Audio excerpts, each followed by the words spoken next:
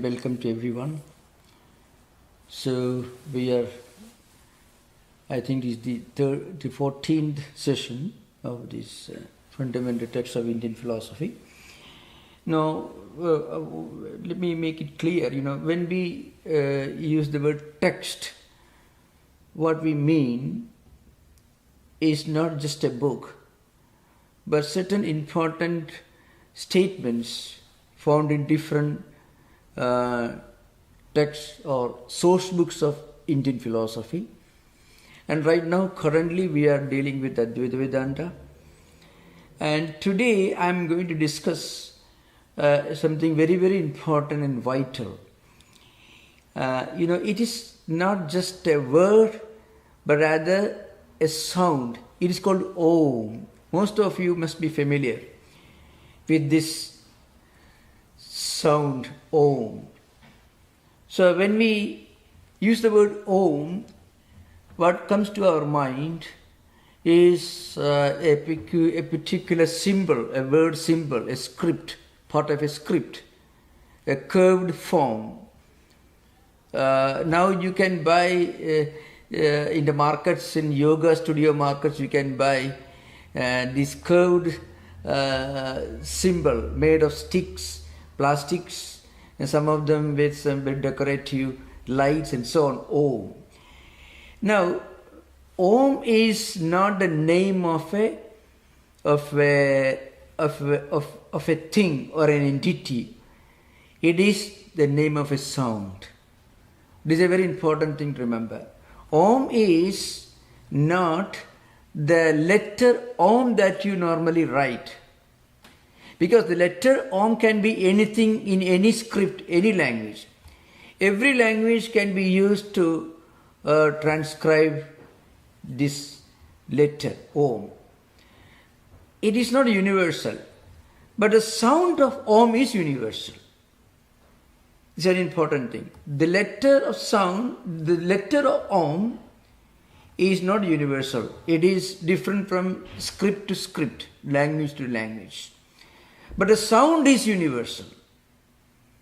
Now, when we use the word Om, we are not talking about a script.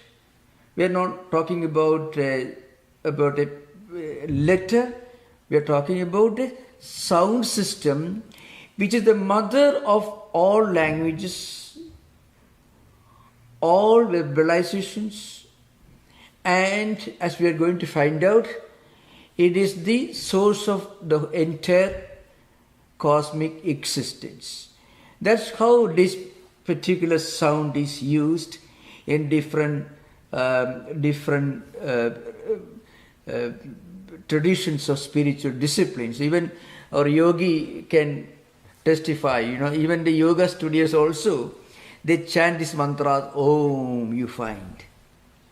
So, and sometimes in some places you have a huge curved figure called Om, and people sitting there meditate on that curved figure, which is actually wrong.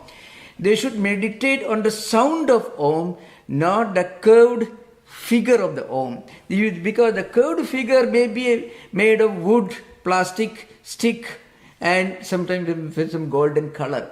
It is totally insignificant because it is only the verbal representation of the sound Om in Sanskrit, in Devanagari script. Remember, Devanagari is not necessarily the script of Sanskrit language. Sanskrit language is even now it's written in so many Indian scripts.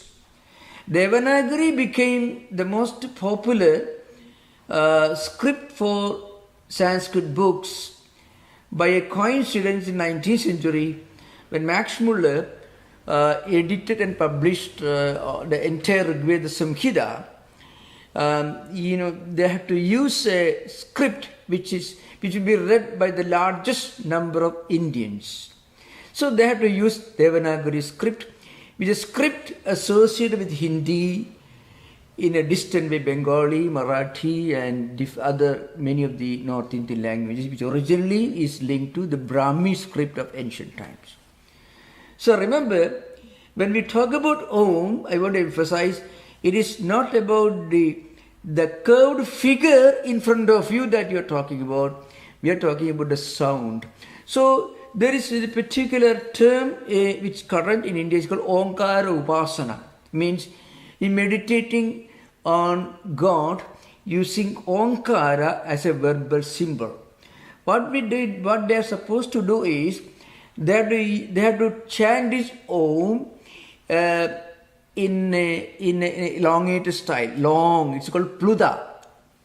So Pluta means a very long chanting, dissertation. Om, like it goes on little long, it's called. It is not Dirgha, but it is Pluta. Neither Hraswa, the shortened vowel, nor Dirgha, the long vowel, but much longer. It means Pluta is called. Often used in Samaveda and Samagana is called. So this is the first thing you have to understand. It is not the script, nor the curved figure in front of you, but it is the sound Om that is to be understood. When we use the word, it's called Pranava or Om is called. Now what is Om? It is the word Om, this sound Om, it originates from two roots, Sanskrit roots according to Panini's Ashtadhyayi Sutrapatha. So root means the root, the origin of song. So these two roots are, one is Ap Vyapto, which means something that protecting you, something that protects you from this endless series of birth, life, enjoying and suffering, dying and being reborn, and again going through these multiple layers of different experiences, both happy and unhappy, dying and again reborn, this endless wheel, which is called Praditya Samutpada in Buddhist tradition, 12-link chain, which is caused by our desire, clinging into experiences and life. Now the point is, this is one meaning of the root. That means Apt Vyapto, it means protecting, something that protects you from endless life cycles leading to spiritual emancipation or spiritual enlightenment. This is one meaning. Another root that's again from Panini Sutrapada, means Dhadupada, is avarakshane.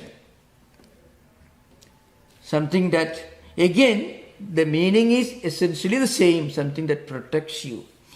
But according to Sanskrit grammarians, this particular phenomenon has got 19 different meanings for the later dhatu. That is, it may be interesting for us to keep in mind. I shall try to explain this because Om is very important. So Om Mani Padme Om, you find if you go to a Buddhist temple, you also hear Om. If you go to Jaina temple, you hear. If you go to yoga studio, then also you hear Om. And there are many places, many dining halls and drawing rooms and sitting rooms where you find this curved figure. People don't know what it actually means. It is the symbol of the unity and oneness of existence, the unity and oneness of our experience, all our experiences, and the unity and oneness of the entire cosmos. That is what it is. It is symbol. So, the Sanskrit grammarians interestingly give 19 different meanings to this later, the second dhatu I mentioned, avarakshane. It's called Rakshana, Gati, Kanti, Tripti, Avagama, Predi, Pravesha, Sravana, Swamitvam, Yachana, Kriya, Icha, Deepti, Vyapti, Alinganam, Himsa, Dhanam, Bhogam, Vriddhi. Mind-boggling. But anyway, it's an entirely different world, in ancient language. In this modern utilitarian society, you may go crazy if you go about finding 19 different meanings for one of the two roots from which the word Om originates. But that's precisely this non-utilitarian aspect of this, precisely what makes it significant and important for our times. So, what it means is, see, first of all, it protects you. And then it enlightens the world. So, Kanti means, Vishwam Prakashayati. Now remember, I had to lead you through some very unpleasant, maybe slightly boring moments in this discussion. It has something to do with linguistics and philology, and also a very profound philosophy. Okay, so you utter the word Om. When you, Hindus at least, when you do Sadha ceremony, or when you do puja in your temples, or when you go to yoga studio, not only Hindus, but for Hindus it's very important. So also Buddhists, they also use the word Om as a symbol. And of course now the Om as assumed, so much of significance in many traditions. So then again, it is something that gives you contentment, tripti. Again, it helps you to know about things. That is called avagama, priti. It gives a sense of satisfaction and contentment for everyone. Again, it manifests as the divine spark in all beings. It is called pravesham, sushmatvat pravishyati, means it is so subtle. In the Kathopanishad, there is a very famous statement, Anoraniyan makuto mahiyan atmasi jintoha nihidam gugayam tam akradu pashyati vita shokaha dhadu prasadat mahimanam atmanaha. What it means is, this divine spark, it exists in all beings as the subtlest of the subtle, minutest of the minute, and as the largest of the large.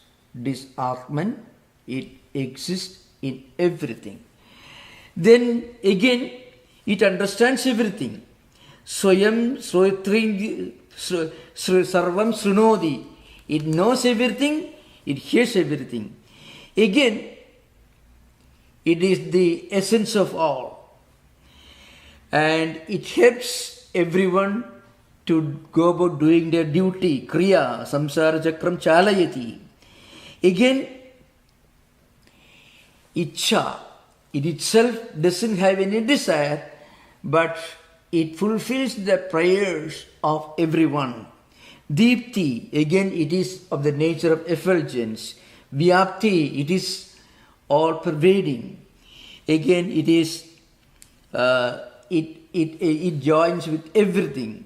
So anyway, these are the different meanings of this particular dhatu. What it means is, Om is the totality of existence and the totality of human experience.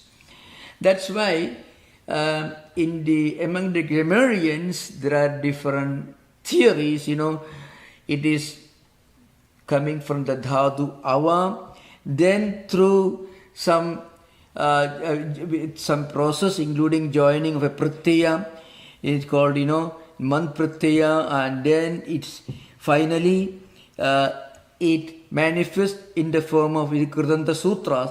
It becomes a, u, ma, and finally through an gunaka the Santi rules becomes Om. Anyway, so this is just I'm stopping here, this particular aspect of this discussion. So what it means is, Om is the essence and totality of everything. So how is it called the totality of human experiences? So try to explain. Everything in this world has got two aspects. One is Vachaka in Sanskrit. a term you use to imply something, a table, a chair, or a human being's, a person's name, an individual name, and what is implied by the particular term. Table word and table the original thing, the furniture. Chair, the word, and the chair on which you actually sit. They always come together. They always go together. They move together. They exist together. So now, the word Om, if you look at it, it is formed by a combination of A, U and Ma through a grammatical process called, these vowels coming together. The join, which is Sandhi, means junction, is a grammar rule called Adgunaka. That's a Panini Sutra. It's a different thing. So, A, U and Ma together constitute the word Om from a grammatical point of view. But from a philosophical point of view, this division has no relevance. Why? Because you don't chant Auma, but you pronounce only Om, only one sound. According to some of our Upanishads, the Mandukya Upanishad and the Upanishads, human experiences can be divided into 3 categories. I already implied this, just a superficial explanation I gave earlier. One is waking state. The second is called Jagrat state. The second one is dream state, is called Supna in Sanskrit. And then Susupti, the deep sleep, the dreamless sleep, called deep sleep. Now, in all these 3 states, there's a difference with regard to what we experience, but there is no difference with regard to who experiences all this. So, there is a difference with regard to drishya, the seeing, the objects which are experienced, but no difference in terms of who experiences, because the person, the individual who in waking state himself reproduces his waking state experiences in a subtle form at the mental level in dream, and we call them dream objects. And the same experiencer, in Sanskrit called drashta, experiences a kind of total relaxation in deep sleep. It's called susupti, I mean dreamless sleep. At that time, he comes close to his real original nature. So he feels this aham sukham apsam. He feels a kind of inner contentment and satisfaction. Now, each of these 3 states corresponds to one of the 3 letters or sound, please, I'm sorry, not letter, but a sound, A, U and Ma, experienced in waking, dream and deep sleep. Akara is called the sound Akara. Again, not a letter, but sound. We should remember, sound is universal, letter is not universal. Letter is different from language to language, but sound is the same. For not only for human beings, but for animals, sound is the same. Animals also can produce a sound very similar to the human beings. I've seen recently, just to check this, to make sure that I am right when I say this, recently I watched a YouTube video where, this Britain has got talent, and we find a dog, a well-trained dog, literally says, okay, fine, thank you, and so on. All these words is not different from human speech. A dog actually produces sound which is in no way different or distinct from human beings. What does it mean? Sound is common even for human beings, animals also. The same thing. But letter is not sound. Letter is different from people to people. Even within India, 23 different languages, 23 different scripts, which can produce Om in 23 entirely different ways. But at the same time, Om is the same for everyone. Now, if you look at, of course, I'm not going to the details, but I mentioned those who are interested in Sanskrit, called Samjna Prakaranam is the first chapter, the beginning of Siddhanta Kaumadi, which is an elaborate commentary on Ashtadhyayi in a well-organized Bhattoji Dikshita's Siddhanta Kaumadi. It's a commentary. Samjna Prakaranam you find. So in that book, the grammarian, he explains the formation of vowels, that is swaraksharas called in Sanskrit, vyanjanaksharas, consonants and different sounds from our inner vocal cords and also from the inner organs. Now, the sound Om, it is constituted by three sounds, akara, a, u and ma I mentioned. I is pronounced with open vowel. It's a with mouth is fully open. U is pronounced with mouth half closed or half open. And ma is pronounced with mouth completely closed. So these three sounds exhaust the entire possibility of human speech. Now, if you have something that represents the entire potential possibilities of human speech, its counterpart is the entire thought system and the entire cosmic existence. Remember, we cannot have a thought without a corresponding word in our mind. That's important. We have a thought, we actually think in terms of language, using language as a tool. Suppose you see an animal in the zoo, you don't know its name. You may say, well, I don't know its name. Then how do you recollect? You recollect it by an animal that I saw in the zoo, the name of which I don't know. That is your verbal representation for the animal. When you find out the name of the animal, then this verbal representation is replaced by the name of the animal. Still, your mind cannot go back to your experience without the help of a sound system or language system.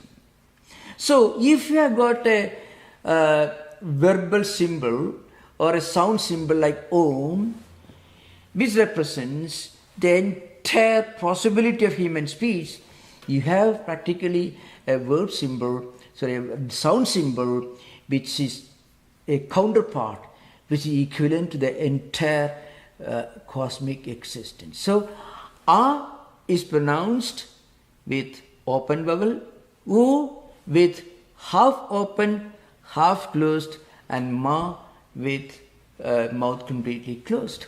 And there is no other way of speaking, there is no other way of saying anything in this world. The whole human speech I go through this.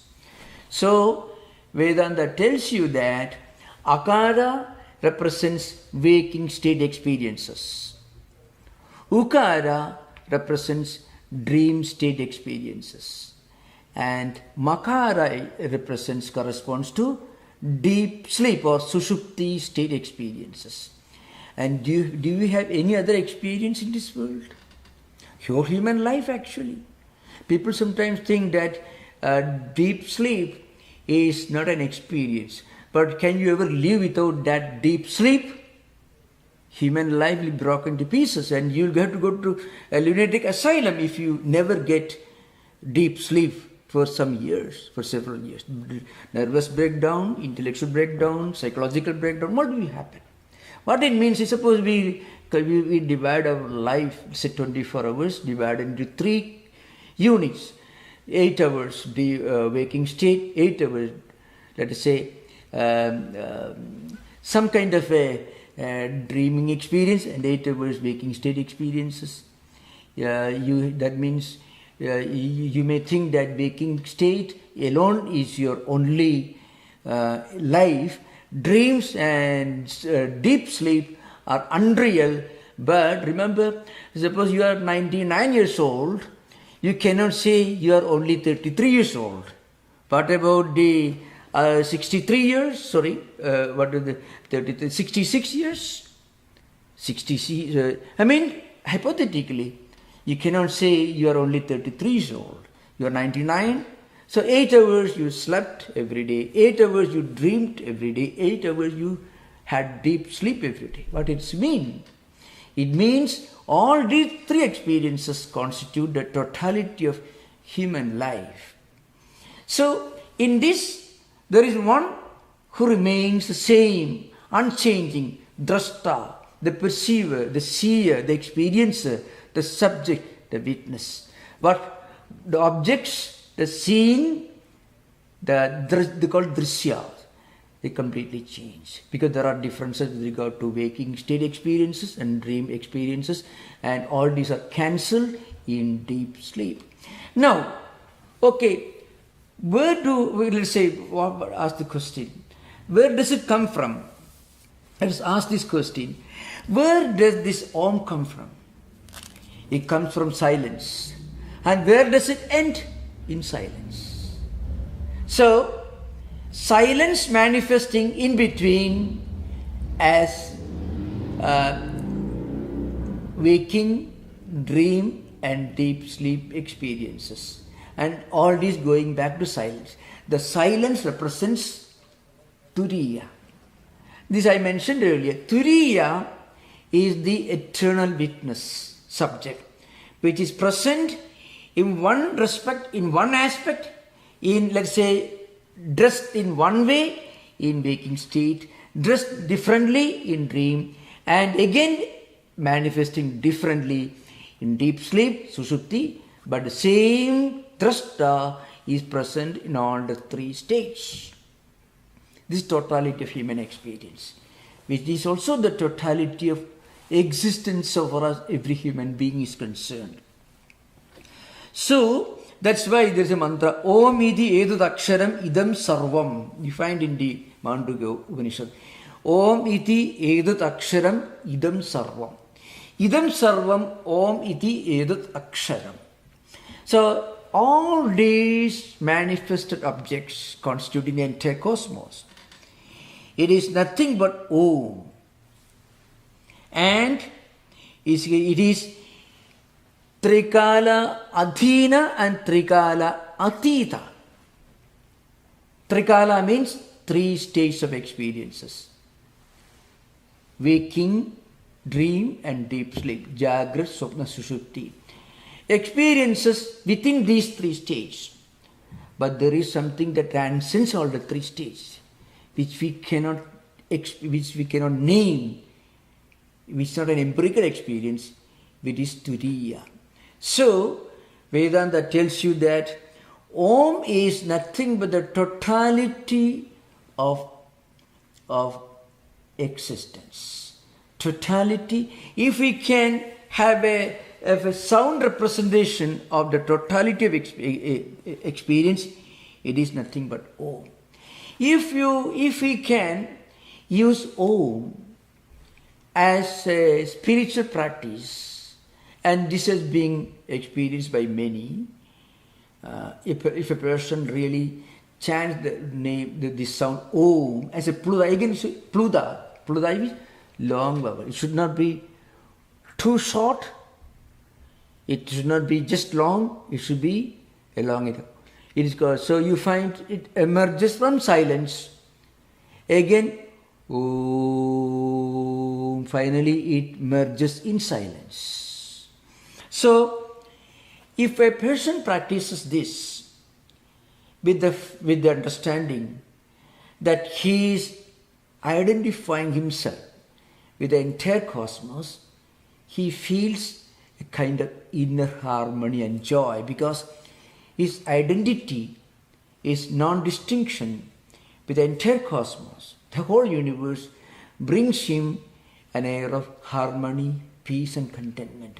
That is the explanation for this unique experience that people talk about. I mean, they say that when they chant Om, they feel a great inner joy, inner harmony, and inner fulfillment.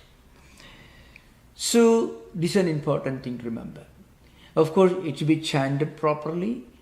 It should be chanted long. It should be chanted in a if possible, with some physical purification. There are certain simple, noble intention, physical purification. If you do that, you feel this inner poise. Again, if a person chants this, it also becomes a regulating mechanism for breath system. Because remember, our breath has something to do with our state of mind. You can test this. When we are agitated, our breathing gets disturbed. And if we can somehow keep a breathing system or a breath in a state of stability and equilibrium, you feel a kind of inner harmony and contentment and a kind of poise. Now, using the same principle, if we can chant Om with total identification with the mantra, even the breathing system, the breathing exercise that goes along with this recitation or chanting, helps us to remain in a state of, to experience a state of harmony and peace. So this is the important thing that we have to keep in mind. This is one very important aspect of this Omkara Upasana. So according to Shankaracharya's commentaries, this Omkara Upasana, if a person can practice this, he can connect with this inner spark, the essence of Atman, the presence of Atman within himself and the presence of Atman everywhere. In the Yoga Sutra, there are a few very important sutras that deal with Omkara Upasana. And it's very profound. There are three important sutras in the Samadhipada, which is actually the first chapter of Yoga Sutra, Samadhipada. The 27th, 28th and 29th. There are slight differences in some printed books. One is Tasya Vachakaha Pranavaha. Pranava is Omkara. Pranava, Prakarshena Navaha. Because of a grammatical combination become now. Means eternally new. Something which is eternally new means it is eternal. Always is the most ancient, at the same time it is eternally new. Ageless. It transcends the past, present and future. So this particular sutra used by Panini to drive home one single idea. This verbal symbol or sound symbol is the manifesting word, one possible way of implying what is beyond all implications. Trying to name something which cannot be named. An attempt to explain something is beyond explanation.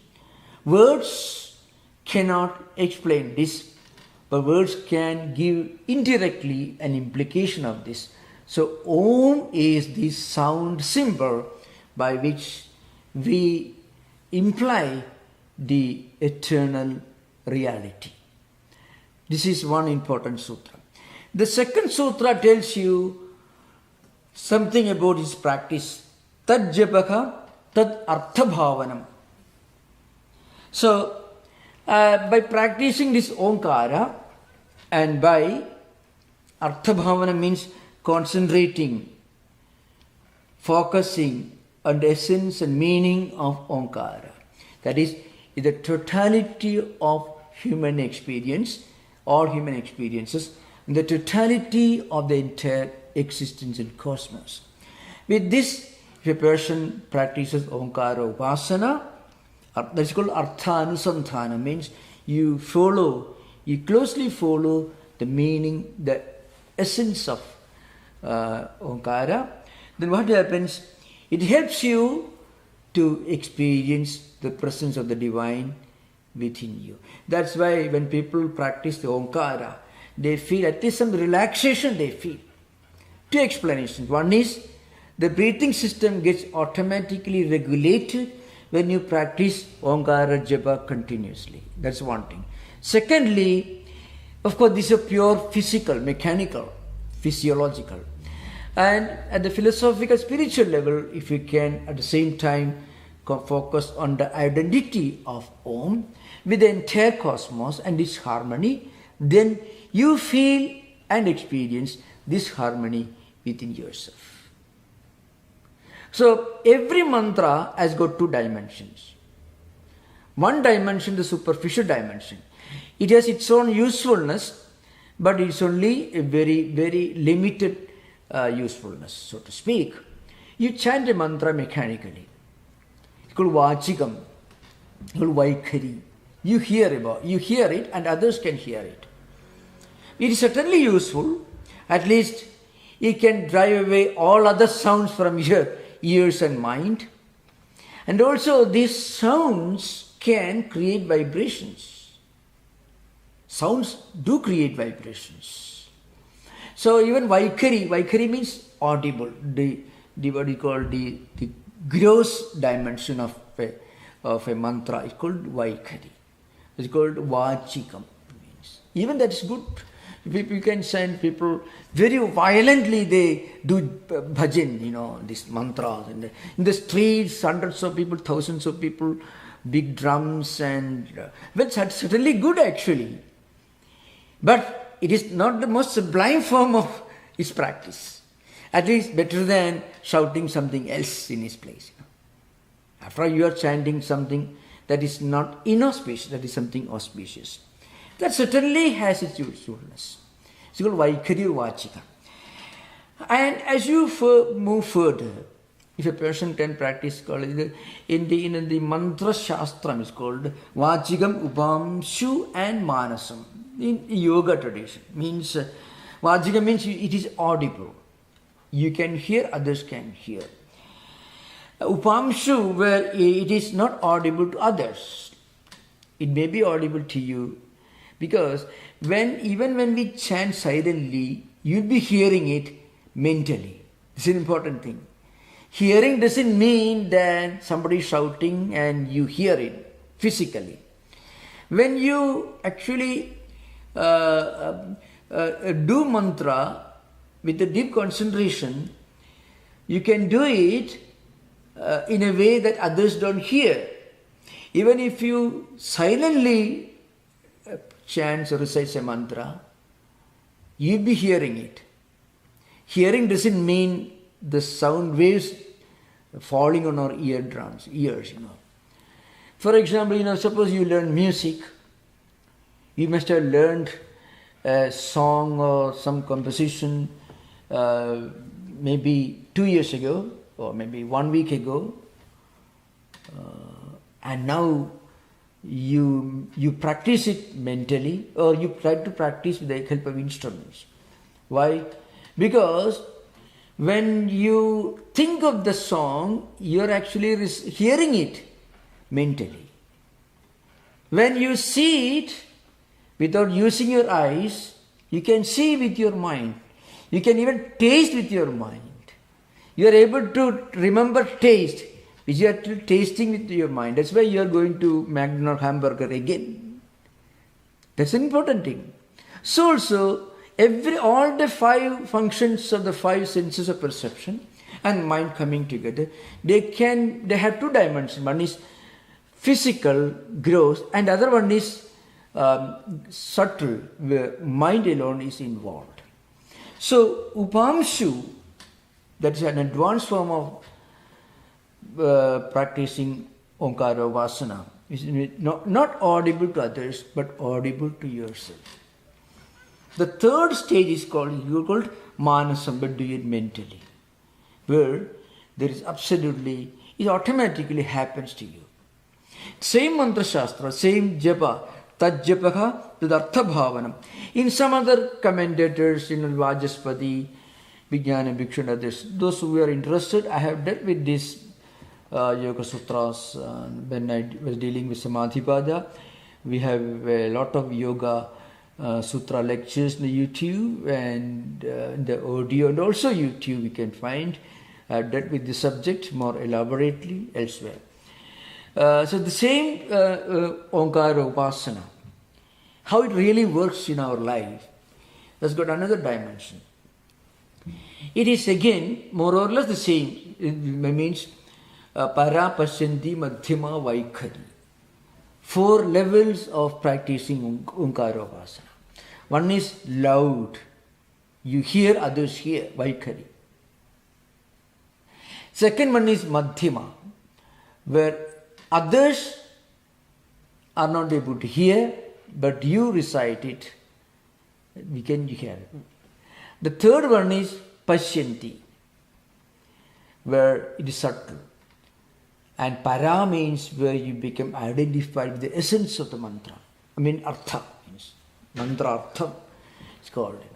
So from mantra artha bhavana, you actually move towards the realization of the this mantra upasana is called. So now the third sutra, in this series, I mean the sutras in Samadhipada that deal with Omkara, is Tataha Pratikchedana Dhigamopi Antaraya Bhavascha. It's a very famous sutra. Tataha means by practicing this Omkara, what happens to us? Pratikchedana Dhigamaha api means you realize, means Adhigama means you realize, you experience this Atman, the inner spiritual essence that's already there within all of us, which is actually beyond intellect and mind. I mean, you realize your identity with Atman, which is beyond mind and intellect. And what happened, that this is very important from the practical point of view. Patanjali says, from this practice of Omkara Upasana, chanting Upasana, Antaraya Bhavascha. Antaraya is a Sanskrit word used by Patanjali. It's a strong, it's a very distinct style of Patanjali. Antaraya means obstacles, distractions. Obstacles in our spiritual life. Many obstacles. You try to meditate, mind is not cooperating. Or you take a decision to start, that tomorrow onwards I shall go to temple every day in a particular day.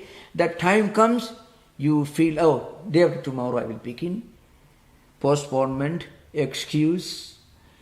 You open the TV, you are quite okay, happy, contented.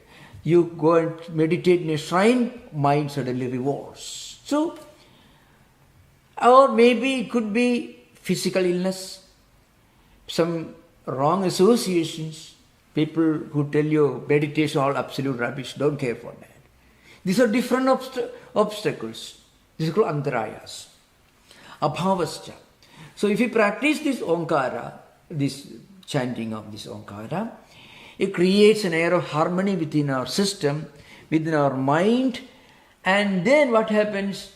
We will be able to develop a kind of a spiritual mechanism that helps us to filter out wrong or negative associations, and it will help us to filter out, to avoid distracting temptations and others. So what are these antarayas? In the coming sutra, Patanjali, with this sutra, he gives a complete picture of the practical usefulness of Omkara Upasana. Means using Omkara as a spiritual discipline. Chanting Omkara as a spiritual discipline. Now, may I tell you, people really start practicing this. I have heard myself I've heard people doing this very loudly. And afterwards they feel a kind of, at least for the time being, at least for a short time.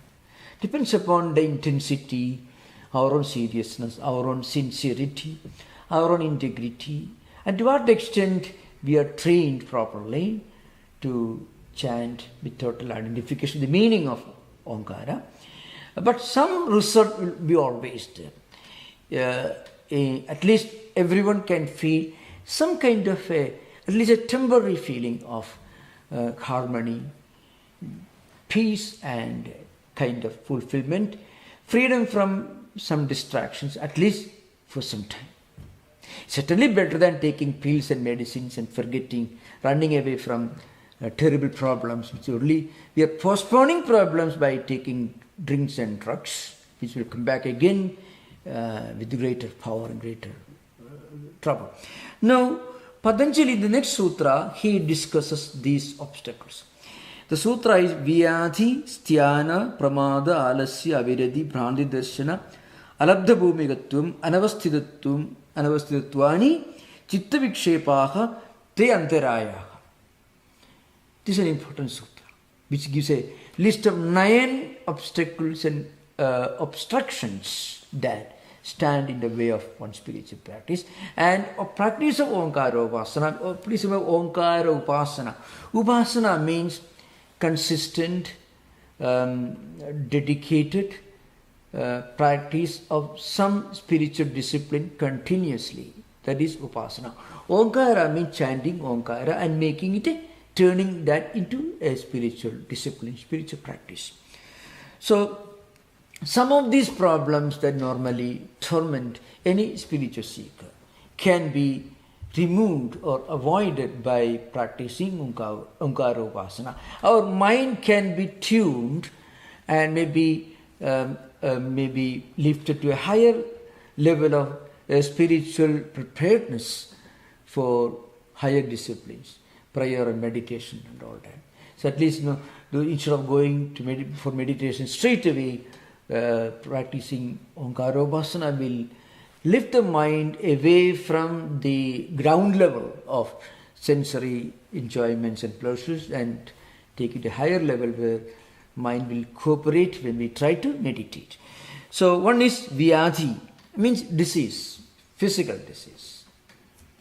Because when Omkara chanting helps us to regulate the breathing system, and thereby experience some kind of harmony within for some weeks at least, months, it will certainly help us to remain at least in some state of better health mentally and physically.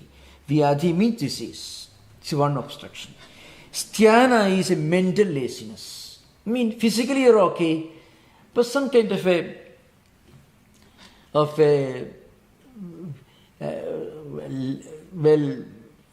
it will happen, don't bother, it will happen, postponement or procrastination. The third obstruction is pramada, means doubt, carelessness, self-doubt all the time. Not being able to take a decision in the right direction. Alasya, means physical and mental laziness can be called alasya. Avirati, again, in spite of all constant reading, learning, and our own sincere effort to do some spiritual practice, there is always this mind clinging to some sense pleasures or something. It could be, then in modern times,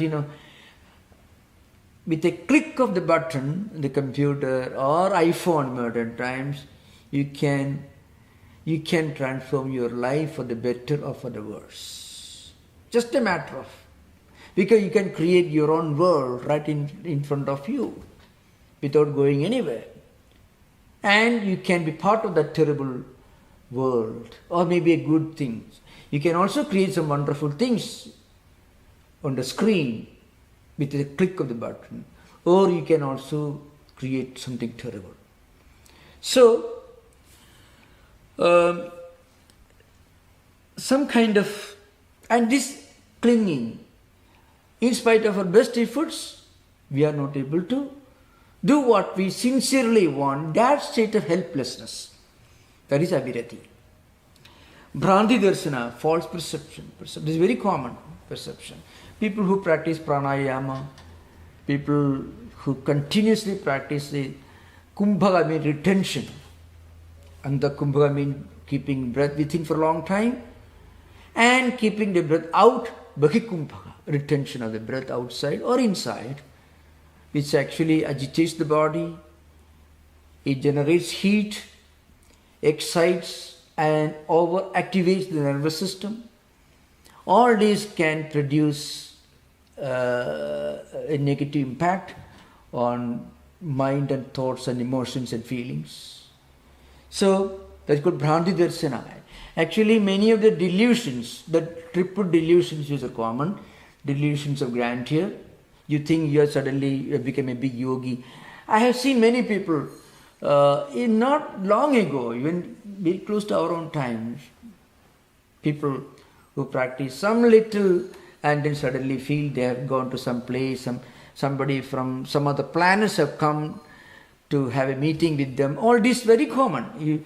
If you don't have experience, you come to America, you can see plenty on a big scale. So, Bhranti Darsana, delusions of grandeur, delusions of persecution, that's another thing, of course. It's a more serious psychological problem, and delusions of reference. But delusions of grandeur is very common. Suddenly you feel excited, you have a mission, you can do something wonderful to improve the conditions of the world, and so on, all this. Bhranti Darsana. All the triple delusions are included. Now, Patanjali doesn't go into details of the abnormal psychology, but the triple delusions are implied in the Bhranti Darsana. It's very common for people at the early stage of the spiritual progress. You do some meditation and prayer, and then you read a book about a saint, and you think you had all these experiences yourself. I remember recently, not long ago, one of our own wonderful students of this class mentioned, somebody in a hospital telephoned a well-known Swami that his Kundalini has reached Sahasrara and Kundalini doesn't come down, that sort of thing. It's really a kind of delusions of grandeur. This is very common. Alabdha Bhumikatvam. Again, you have made some progress, still you feel you are not attaining anything, a kind of all the time you feel not reaching your expected goal in spite of your best efforts. Anavasthitatvam means you make some progress, but again you fall, one step forward and three steps backward. It's called anavasthitatvam, means falling away from a state after reaching there. So anavasthitattvani chitta vikshepaha trayantarayaha. These are called chitta vikshepa, means actually obstructions or distractions of mind. Chittam in the yoga system means not just mind alone, mind, memory, self-identity, all these are included in the term chittam, means speculative faculties, emotions, feelings, everything. Repository of all emotions and feelings and memories and ego identities. So, Patanjali implies that a practice of Omkara at the gross level can give you a sense of harmony and peace. And when you feel that, many of these obstructions can be slowly removed, or at least you don't feel the intensity of many of these obstructions. Or you can totally avoid them when you reach an advanced state of Omkara practice. This is an important part of Patanjali's system. Of course, there are other Upanishads which deal with Omkara Upasana. Mandukya Upanishad is very important. Shankaracharya has written a very wonderful commentary in the Mandukya, Brihadaranyaka and Chandogya. All these Upanishads deal with the science of Omkara Upasana. Maybe sometime later we may discuss this at some point of time. Okay, thank you, Namaskar. Now we can have interaction. You are most welcome to ask questions. So remember, Omkara is not something insignificant. It is the most important sound in the entire Vedic literature. Omkara corresponds to the entire Vedas. So, in fact, there is a way of looking at the canonical tradition of Vedanta and Hinduism. At the grossest level, you have got all these books, Puranas, Itihasa, Mahabharata, Ramayana, all the Purana, 18 fundamental Puranas and 18 auxiliary Puranas, Mahapuranas 18 and Upapuranas 18.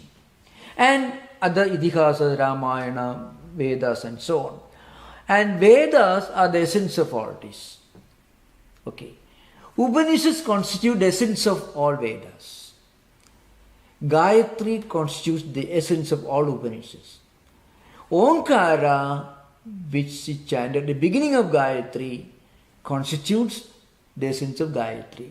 So from Omkara to Gayatri, again to Upanishads, then to the four Vedas, and again as you come down in a descending order, from the subtle to gross, you reach all the Puranas and the huge books. I mean, Omkara is the condensation of the spiritual wisdom and spiritual philosophy of Hinduism, Vedanta, and by implication Buddhism and many of the traditions, because the Omkara is used as a mantra at the beginning of many of the Buddhist prayer systems. So you can have interaction. Most welcome. Thank you.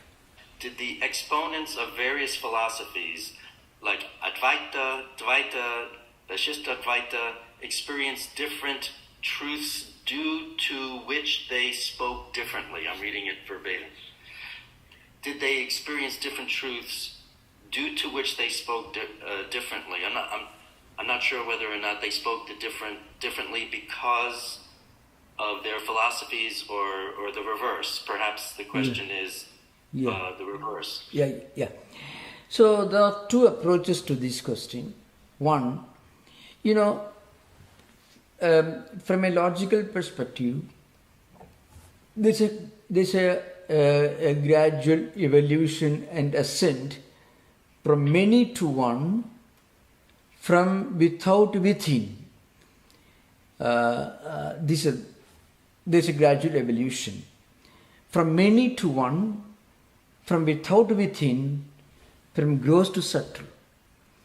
At a penultimate state, you can see things are many. As you move forward, you evolve towards an ideal of unity and oneness. So, in that respect, I can I can quote Vivekananda. Swami Vivekananda says, we are not traveling from error to truth, but from truth that's lower to truth that's higher.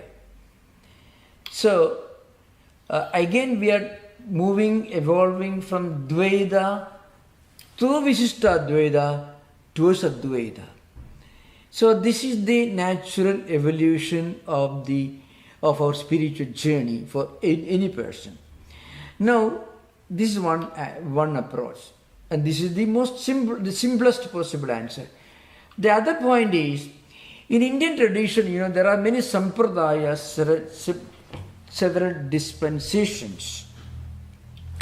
So very often, different schools of philosophers have different teachers, and they persistently clung to their own doctrines with all sincerity, honesty, and with total dedication. Because of this, you can find there was a lot of dialectical confrontations. Remember, they're all dialectical confrontations. If you look at the history of Indian philosophy, especially Vedanta, from let's say 9th century to 16th century, you can see first Shankaracharya comes in 8th century. He codifies the entire Upanishads, writes commentaries on the Upanishads, Brahma Sutras and Gita, and number of other books, and then he establishes a system, and he builds temples. He writes most wonderful devotional poetry, 65 of important poems in Sanskrit, and then he establishes the Advaita. Okay, now about 200 years later, another great philosopher comes. In fact, within the next 350 years, Ramanuja and Madhva, both of them, great thinkers and philosophers, they came. they respond to this Advaita and its popularity from their perspective.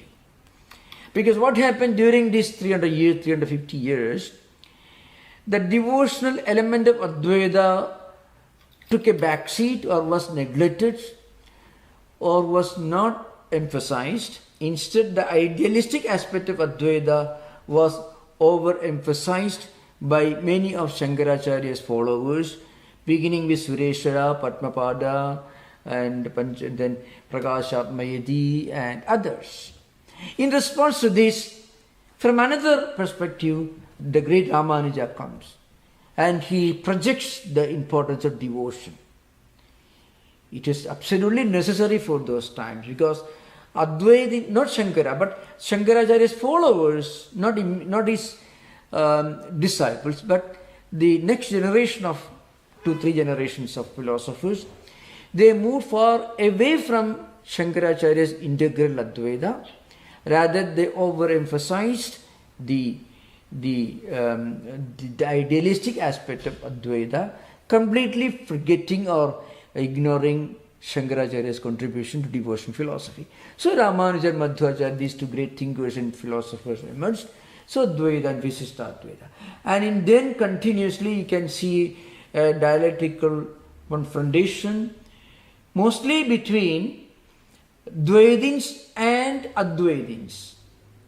Among Advaitins there was Prakashatmayadi, Vidyaranya, Chitsugacharya, and of course many others actually. And again among the Dvaitins, apart from Madhvacharya, again Vadiraja, Jayatirtha, Vaditirtha, and then Trivikrama Pantita, and the great Vyasa Tirtha who wrote Nyayamrita, which is a magnum opus of Advaita dialectics, and of course his followers came here, arranged. So you can see this happening, and in between Ramanuja and Venkatananda, it's called Vedanta Desika, they also wrote books questioning the idealistic aspects of Advaita. Again, the reason was there was a tendency to move away from Shankaracharya's holistic Advaita, which did not quarrel with devotion, with accommodated devotion and Karma Yoga in its scheme, but it was again forgotten, and there was an overemphasis on the idealism of Advaita. So you can find this happened in India. So again, please remember there are two approaches. First of all, you should keep in mind from the point of spiritual logic of spirituality, logic of spiritual experience, let us say, or beyond logic. But still, if you try to apply some kind of logical tools, these phenomena of spiritual progress, you can see there is an evolution, an ascent from many to one, from gross to subtle, from outside towards within. So the idea of many deities and polytheistic ideas, even monotheistic ideas, the progression towards the universal monism of Vedanta. So this is pure logic. And surprisingly, I tell you, the prapatti aspect of Ramanuja's philosophy is an important doctrine in the Visishtadvaita system. Prapatti means Sharanagati, total surrender. This total surrender, when a devotee surrenders himself or herself completely to God, he is actually experiencing something which is not technically different from the experience of an Advaiti. This transcendental or trans-empirical experience, because the same devotion is defined as an experience beyond words, beyond explanations. So this is an important thing to remember. And again, of course, I have already discussed many times on this platform the great Maester Eckhart, the Dominican priest, who was actually he, in a way, in Christian tradition at least, he is the most important figure in the apophatic tradition. I mean, the negative theology where God is beyond any kinds of barbarization idea. So as I mentioned, there is an evolution from many to one. So Advaita is a natural, logical destination of our spiritual progress. Not only just a philosophical ideal, it is a part of our spiritual evolution. Okay? No one can say, no Advaitin can ever say that Visishta Advaita is wrong or Dvaita is wrong. Nobody can say that. Shankaracharya, remember in Shankaracharya's commentaries, you have to remember, there's an important, very important thing for students, especially those in English-speaking world, to remember. Those who don't have access to a traditional teacher in Advaita. Remember, in Shankaracharya's works, when you read the word dualism or dualists, please remember, he is not referring to Madhvacharya's Dvaita Siddhanta or dualism. He is referring to Sankhya system and Yoga system. Like in Shankaracharya's scheme, Madhva was born 350 years or maybe little 350 years after Shankaracharya passed away. Madhva is a later phenomenon, 12th century. Shankaracharya was from 8th century. 350 years gap you can find between the demise of passing away of Shankaracharya and the birth of Madhvacharya. So I have, in fact, you know why it's something very funny and very laughable and very painful. That is, people ask me the question, why did Shankaracharya quarrel with Madhvacharya? Shankaracharya did not quarrel with Madhvacharya. Because Madhvacharya was born, Madhvacharya's great grandparents were not born when Shankaracharya passed away. There's a gap of 350 years between them. People don't have a sense of history. They frequently ask this question. Okay, thank you. Swamiji, I heard traditionally speaking that only sannyasis can do Omkara Japa or Omkara Upasana. Is that correct? It is not correct. No, it's not correct. Sannyasis alone, no, it's not correct.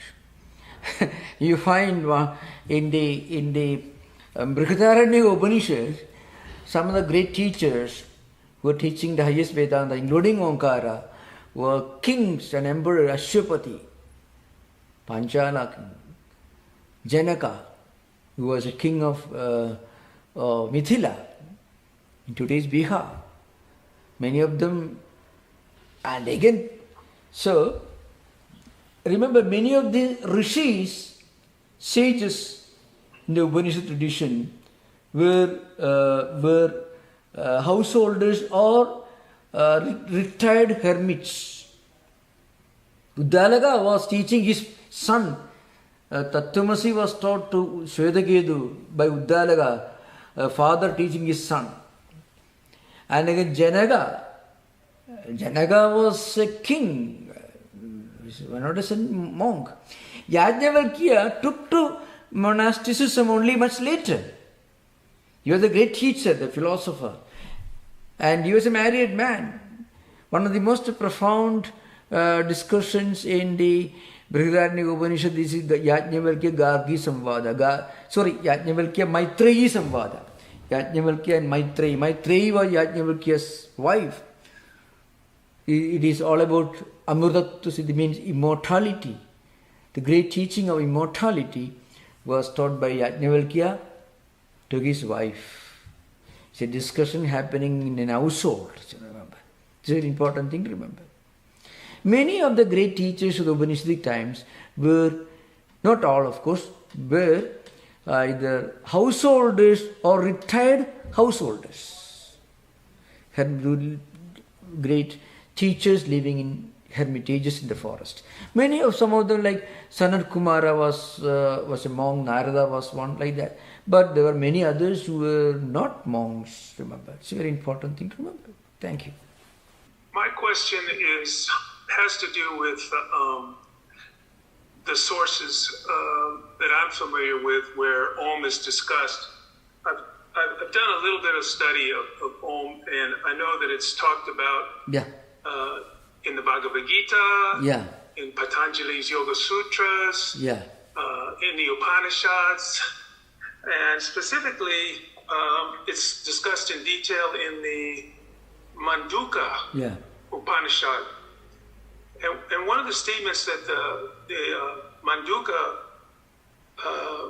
one of the verses says, Om is truly the self. And, you know, Om, I understand it's the basis of all existence, but it's like a vibration. How could it be the self? Okay. Self means Atman. Atman Brahman. That's the meaning. So, Sarvamit Omkarameva means everything is Atman. Everything is Omkara. So, Atman is sometimes, even it is sometimes it is called Sarvam, means it is a totality of everything. What is totality? So, self here means Atman. Actually, some books will be written with capital letter. Yes, sometimes not. But when Omkara or Om is equated with self, the self is Atman. With capital letter, yes. So by chanting Om, yeah, we're getting in touch with the self. Om precisely. is actually... Yeah, precisely. Okay. Yeah, when you chant Om, you are connecting with your own spiritual element within yourself. Your own spiritual element that is deep within you. So that's why you feel a kind of inner harmony and peace. This is an important thing to understand. Now, you can find, if you go to India, there are some Christian denominations who have created some kind of mantras with Omkara. Of course, that may be an attempt to convert people. That also is one possibility, according. But in some cases, they do it with all sincerity. Also, you find wonderful examples. So, Om is also associated with some auspiciousness, harmony, peace, auspiciousness. I gave you the 19 meanings. Priti, Vriddhi, all these are examples there. Shanti means all possible ideas linked to totality, harmony, integrity, unity, oneness. All these are included among the 19 meanings for our dhatu, one of the two roots from which the word Omkara comes. According to Panini, I told you there are two important Apt, Vyapto and Avarakshana. These are two roots from which the word, the sound symbol Omkara emerges. Through some kind of a grammatical process, it will become Uma, which again combined together according to the rules of conjunction called Sandhi, Niyamas, Sandhi rules, it becomes Om. Anyway, I remember the teachers of Shankara's commentaries emphasize the point again and again. You should never try to analyze Om the grammatical way. It is a total, they don't agree with that. Om by itself is a totality of everything. So, but again, if you want to give a grammatical analysis, this is the way to do that. But it is not, it's not appreciated by the great Advaita philosophers. They don't go through that route. Om, chanted as Pluda itself, is a symbol of totality of all human experiences and the totality of all existence. Thank you. Hello, Swami. Yeah. I just had a maybe quick question. Is the Western word Amen? Yeah. Is that In fact, there are thinkers who take it that way. And I think it is chanted differently in Latin countries.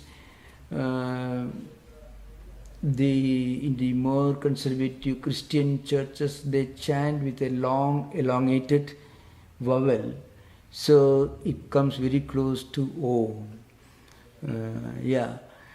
When you chant it with a long elongated vowel, it comes very close to Om. Again, you have to remember, Om is a sound, not a letter.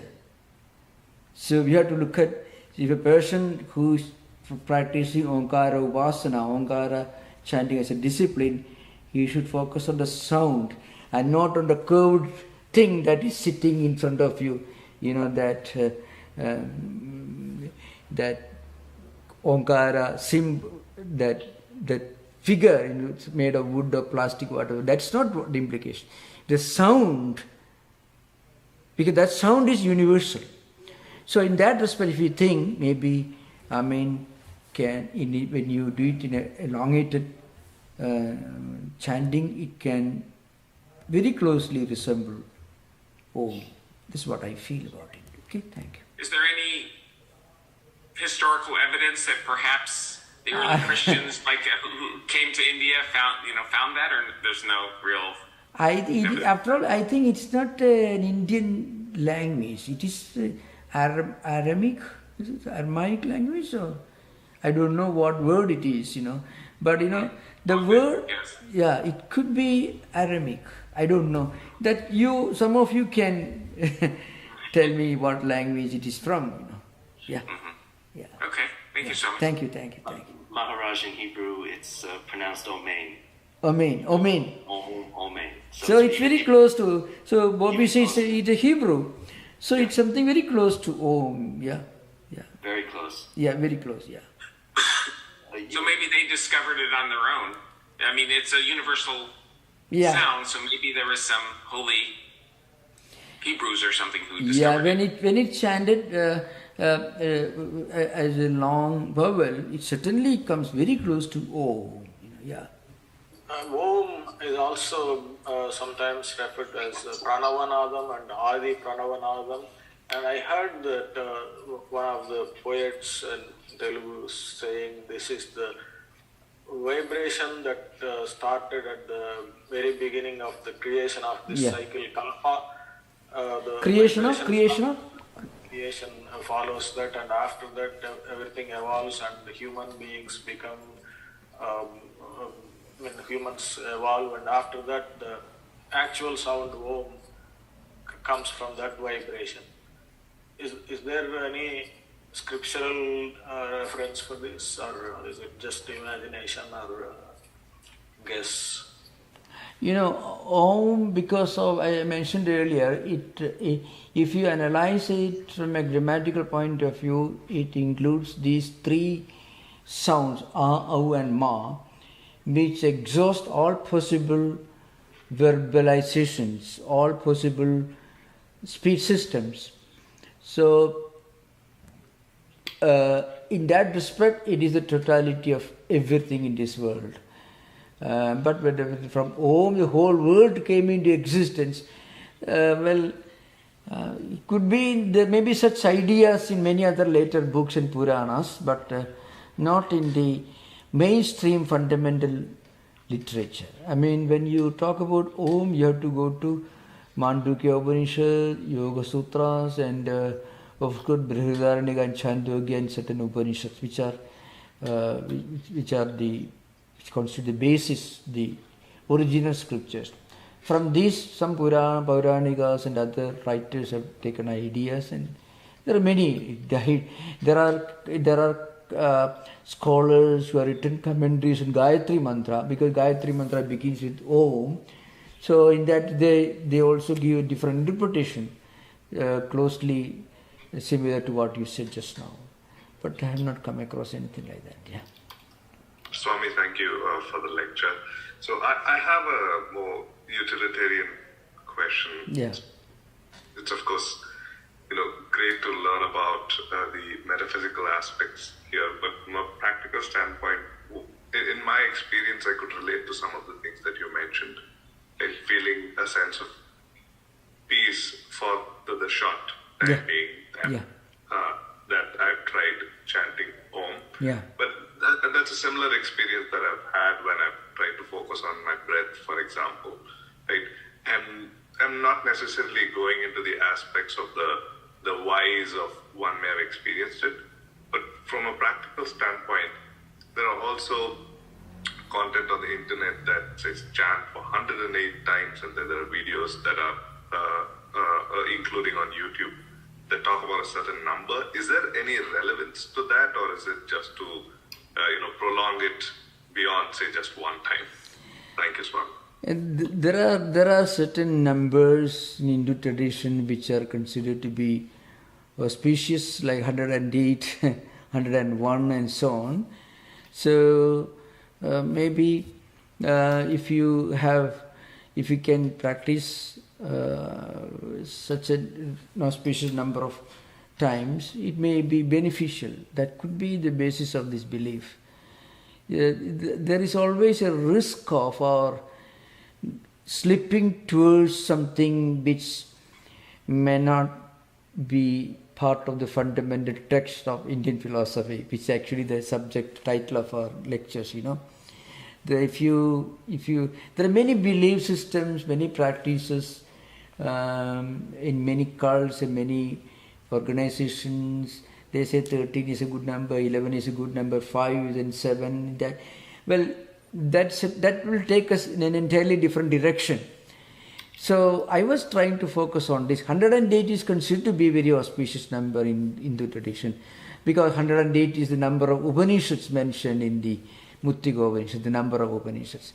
There are many such ideas. On a more practical note, Swami, so say for a beginner, is there a recommendation of the number of times one ought to experience the kind of things that were being described in the class? Yeah. So I remember, I cannot take responsibility or obligation, legal or otherwise, for this advice, but I can say this much, that if one practices this Omkar Upasana at least 10 times every day, but with taking sufficient time, he may feel a kind of inner harmony.